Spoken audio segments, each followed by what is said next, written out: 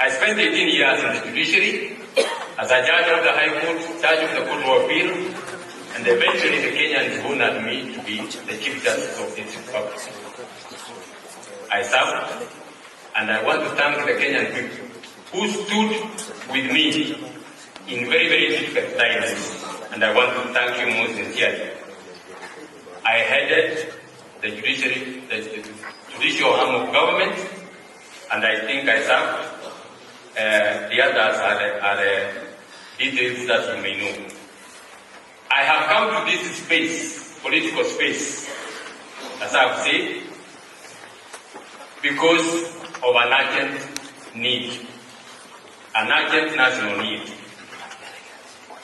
After adequate reflections and extensive consultations, I acceded to the request of the Gen and many other Kenyans to run for President of the Republic of Kenya in 2027 general election, to help this country, to help the others, the like-minded people, to order this country, this country to order, to call this country to order. At independence, our founding fathers cherished a dream of a Kenya free from three major challenges: poverty, ignorance, and disease that had held its people for generations. A Kenya where the honest labor would sustain a family, and a Kenya where every citizen would look ahead with hope.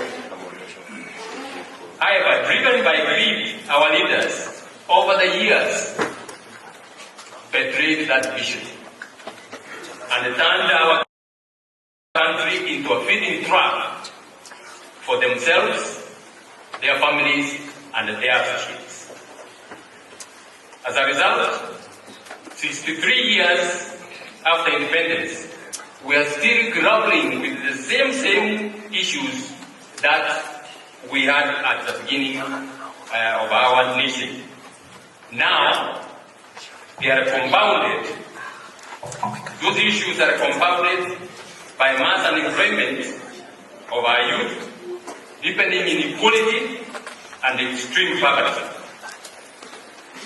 Soon after independence, the Kenyan political elite embraced an extractive system of government, which had a small and still, that is the modus operandi, a small couple of political elites who loot public resources, using their positions, use public resources at the expense of the ordinary people.